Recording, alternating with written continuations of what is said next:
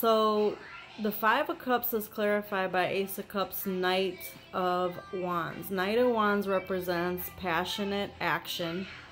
Wands represent action. Five of Cups is being in despair over a cup of emotions that you expected the universe to present to you. And if you're in the Five of Cups energy, obviously it's saying that it didn't happen.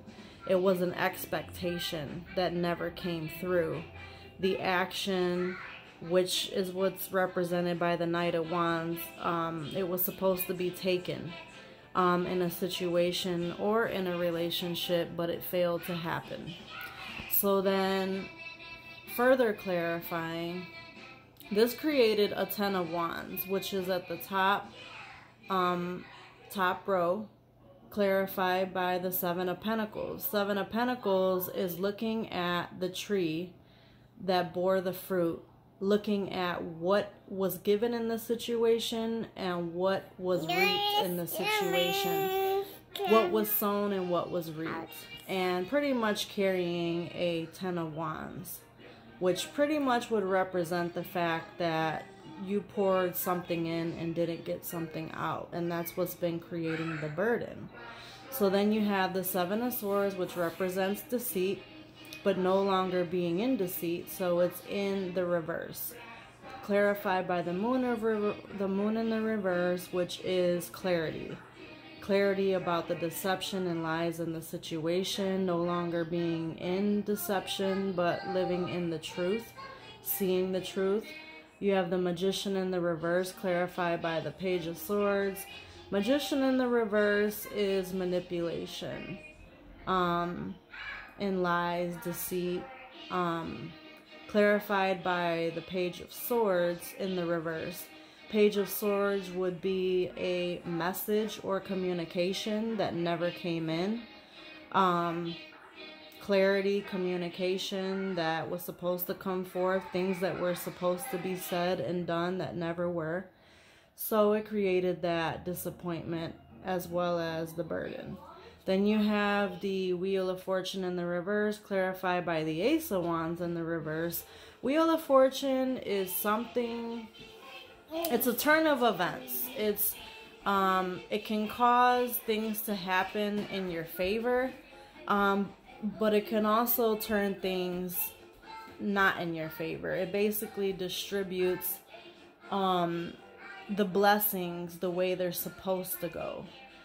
But when the wheel is in reverse, it's kind of like nothing is happening. Either nothing is happening or like the same situation is happening over and over to where it needs to change. A change needs to happen. So when it's in the reverse, it's like nothing is happening. Fairness isn't being distributed. No communication is going forward. Everybody's putting their head up to the sky looking to see what is going on because nothing is happening. And then that's clarified by the Ace of Wands in the reverse, but also the Wheel of Fortune in the reverse can also be an unfortunate turn of events. It could be misfortune as well. So it represents more than one thing according to the situation. But when you look at the clarification of the Ace of Wands in the reverse, the Ace of Wands represents an opportunity given by God. The rod is the rod of passion and the rod of opportunity, and given by the hands of the universe. And when it's reversed, it's a misfortune. It's an event that was expected that did not come through. So it's basically, you know, thinking that something would happen and it doesn't happen for you. So it's again being clarified. A misfortune happened here with the wheel and the reverse, and it's clarifying the fact that, you know, this wish was not granted. So for one reason or another, God did not allow the situation to come through as planned. And then you have the Four of Swords. The Four of Swords in the upright represents being able to rest. Having thoughts, but resting and healing. But right now, this Four of Swords is actually in the reverse, which means it's a lack of sleep. It's a lack of rest. It's been a lack of understanding. The swords represent thoughts. And when it's in the upright, it represents clarity and understanding. And when it's in the reverse, it's a lack of clarity and understanding. And again, as he's resting in the upright, he's understanding.